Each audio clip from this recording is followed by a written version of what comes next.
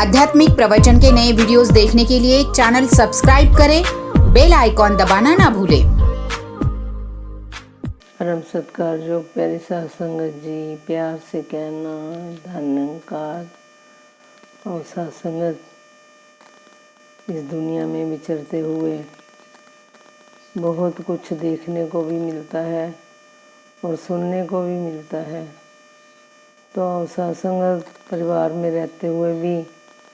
ये सब बातों का ध्यान हमें रखना होता है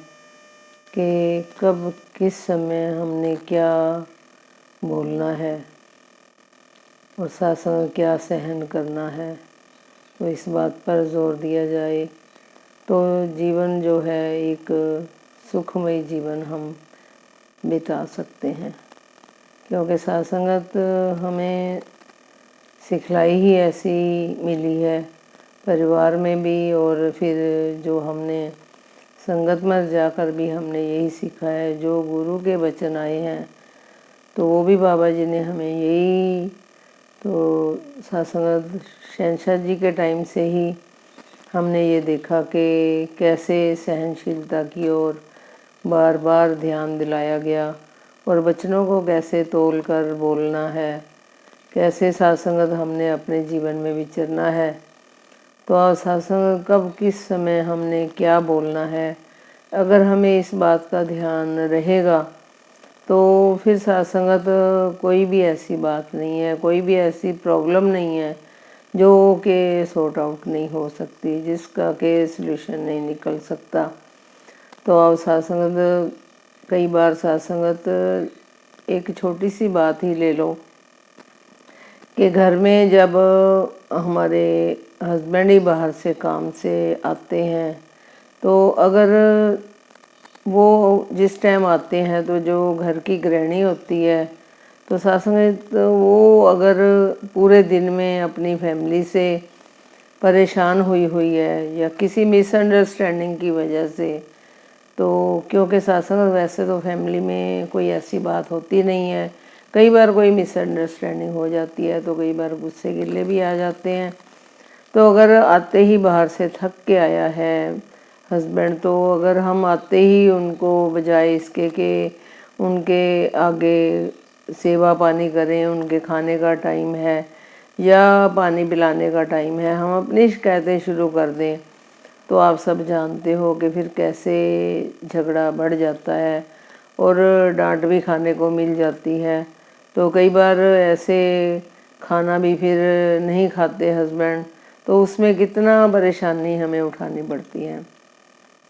तो सत्संग यही, अगर वो घर की गृहिणी इस बात को उस टाइम पे इस बात का ध्यान रखे कि इस टाइम पे मैंने ये बात नहीं करनी, पहले आराम से उनकी सेवा करनी है, आराम से सबको खाना खिला लेना है, तो अगर एक तो वो बात छोटी हो जाती है, जितनी बात हमारे मन में होती है उतनी बात वो जब हम उसको थोड़ा गैप देते हैं, थोड़ा टाइम देते हैं, तो वो बात में आधे सल्यूशन तो अपने आप ही निकल आते हैं। तो एक छोटी सी बात अगर कोई रह भी जाती है तो कोशिश तो यही करनी चाहिए कि उस बात को भी अगर हम अपने अंदर ही रख लें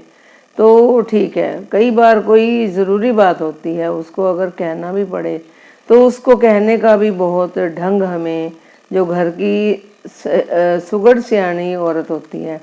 तो वो बात भी कर जाती है और उसको समझा बुझा कर बात को ऐसे करती है कि सुनने वाले को भी गुस्सा नहीं आता। तो ऐसे ही हमें जब संसार में हम विचरते हैं तब भी सत्संग हमने इन बातों का ध्यान रखना है, क्योंकि सत्संग दासी ने बहुत महसूस किया है, अपनी बात ही दासी करेगी कि कई बार सत्संगत अब ऐसे हालात बन जाते हैं परिवार में भी, तो हमें गुस्से को कंट्रोल नहीं कर पाए, तो जब गुस्से को हम कंट्रोल नहीं कर पाते तो कई इतना नुकसान उठाना पड़ता है कि हम अपनों से भी दूर हो जाते हैं। तो फिर जब हम अपनों से दूर हो जाते हैं तो दूरियां बढ़ती जाती हैं, फिर सत्संगत उस बात को फिर हम अपने काबू से बाहर हो जाती हैं वो बातें, तो वो प्यार में भी फिर कमी आनी शुरू हो जाती है। तो और सत्संगत अगर हम इसी बात को, गुस्से को तो कई बार ऐसा भी होता है कि अगर गुस्सा आ भी रहा है तो अगर सामने वाला ही इस बात को सोच ले कि ये गुस्सा आखिर आया तो किस लिए आया, अगर सामने वाला भी अगर कंट्रोल कर ले कि इस बात को देखते हैं कि अगर इस इंसान को गुस्सा आया तो इसके पीछे कारण क्या है, या तो वो कारण देख ले, उस बात को फिर कैसे समझा बुझा कर कैसे उसका सलूशन निकालना है, या तो वो कंट्रोल करे और या फिर जो गुस्सा जिसको आया है। तो कहने का मतलब कि दोनों साइडों में ही अगर हम थोड़ा अपने दिमाग को सोच विचार कर करेंगे तो फिर सत्संग वो बात जो है, कहते हैं कि जो संत होते हैं वो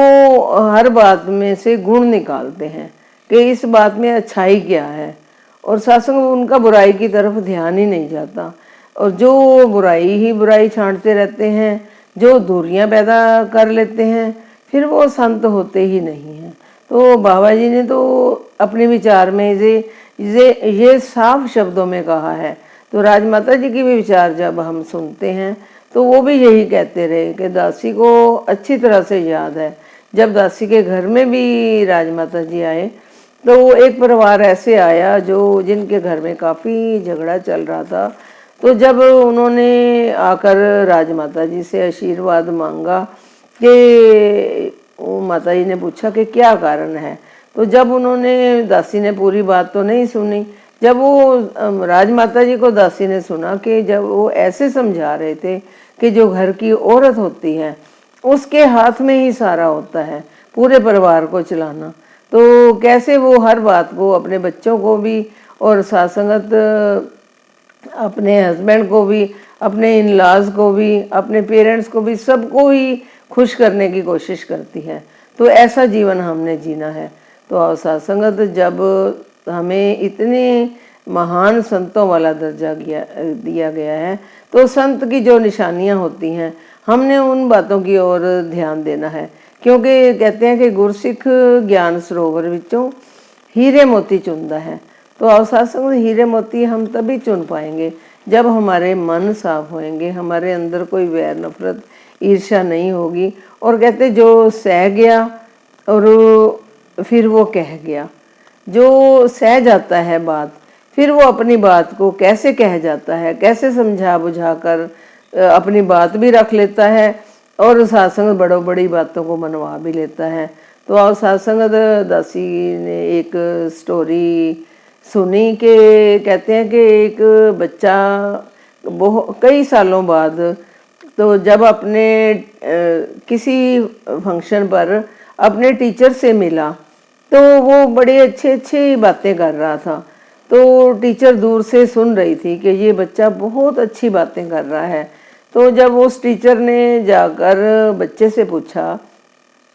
कि बेटा आपने ये सिखलाई किससे ली है, जो इतने अच्छे विचार, आप इतनी अच्छी बातें कर रहे हो। तो फिर वो बच्चा अपने टीचर को कहने लगा कि मैडम आपने मेरे को पहचाना नहीं है। तो वो कहने लगे कि नहीं मैंने तो नहीं पहचाना। तो वो कहने लगे चलो मैं आपको एक बात याद करवाता हूँ। तो जब उन्होंने बात उस बच्चे ने बतानी शुरू करी तो उस बच्चे ने बोला कि एक बार जब मैं छोटा था तो हमारी क्लास में किसी बच्चे की घड़ी गुम हो गई। तो जब घड़ी गुम हो गई तो टीचर ने वो रूम बंद करके सारे बच्चों को एक लाइन में खड़ा कर दिया और जब लाइन में खड़ा करने के बाद बोला कि सारे बच्चे अपनी अपनी आंखें बंद कर लो।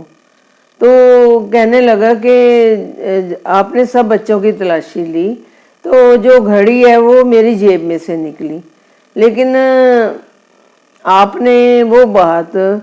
किसी से, तो कहने लगे कि फिर हमारे टीचर ने वो बात तो किसी से की ही नहीं तो कि किस बच्चे की जेब में से घड़ी निकली है। तो कहते हैं आज मैं आपसे पूछना चाहता हूँ। टीचर को कहने लगे कि दरअसल वो टीचर आप ही थे। तो वो टीचर भी बड़ी मुस्कुरा रही थी कि ये बात तो मेरी है। तो कहने लगे मैम मैं आज आपसे पूछना चाहता हूँ उस बच्चे ने बोला कि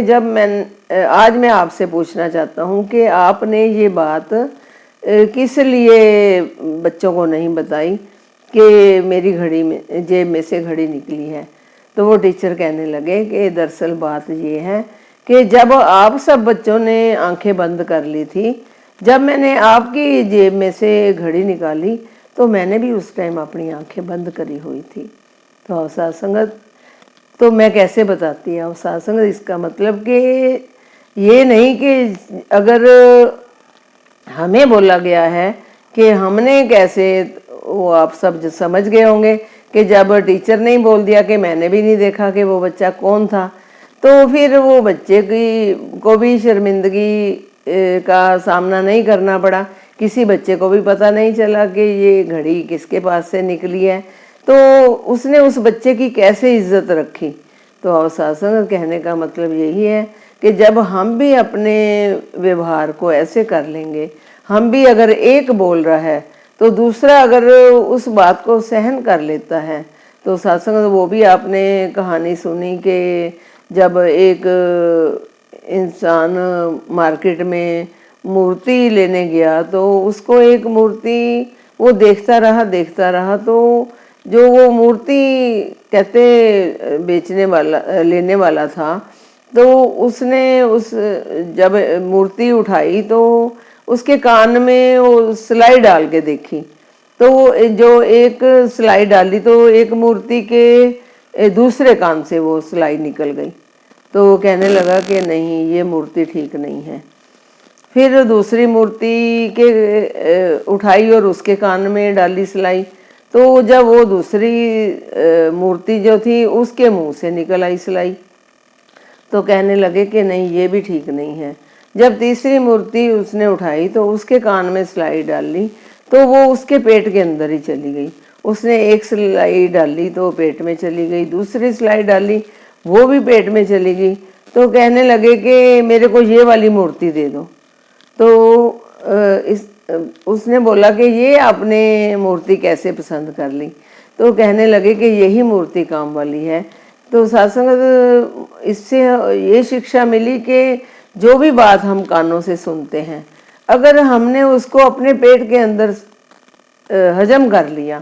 कि कोई बात नहीं, जिसने जो भी बोला है तो इसको मैंने बर्दाश्त करना है, वो किसी के दूसरे के कान को नहीं सुनानी, तो वही इंसान असली मायने में इंसान कहलाता है, वही एक संत की निशानी होती है। तो अवसाद संगत जो हमें किसी की गलतियों को ना देखते हुए अपनी ज़बान पर जब हम कंट्रोल करेंगे, अपनी ज़बान को हम अगर लगाम देंगे, क्योंकि सत्संग जब छोटे होते भी दासी ने भी सुना कि जब कोई बच्चा ज़्यादा बोल रहा होता है तो पेरेंट्स भी कह देते हैं कि अपनी ज़बान को लगाम दे। तो इसका मतलब कि अब चुप हो जा, अब ज़्यादा बोलने की ज़रूरत नहीं है। तो अब सत्संग हमने भी सुनना ज़्यादा है। और सत्संगत जो कहते हैं कि जो मिली है हमें, आंखें दो मिली हैं और कान भी दो मिले हैं, लेकिन जुबान जो है वो एक ही दी है भगवान ने। तो वो किस लिए दी है? क्योंकि जो हमने आंखों से, दो आंखों से देखा है, उसको भी हमने बर्दाश्त कर लेना है, और जो कानों ने सुना है, दो कानों ने, उसको भी बर्दाश्त करते हुए जुबान से हमने अपने गिने चुने हुए, नापे तोले हुए वचनों का ही बोलना है, ताकि सत्संगत आप भी सुखी होएं और दूसरे को भी सुखी करते चले जाएं। और सत्संगत दासी को भी यही आशीर्वाद दो कि दासी भी जो बोले उनको सत्संगत अपने जीवन में ढालते हुए, क्योंकि सत्संगत अगर जीवन ही कर्मों के हिसाब से हमने कहते कहनी और कथनी में बहुत अंतर होता है। तो जब हमारी करनी सही होगी तभी सत्संग हमारे कहने का भी लाभ है। और सत्संग अपनी ज़बान को मीठा सत्संग हमेशा नापे तोले हुए शब्दों को यूज़ करते हुए इस संसार में विचर पाएं। सत्संग जी प्यार से कहना। आध्यात्मिक प्रवचन के नए वीडियोस देखने के लिए चैनल सब्सक्राइब करें, बेल आइकॉन दबाना ना भूलें।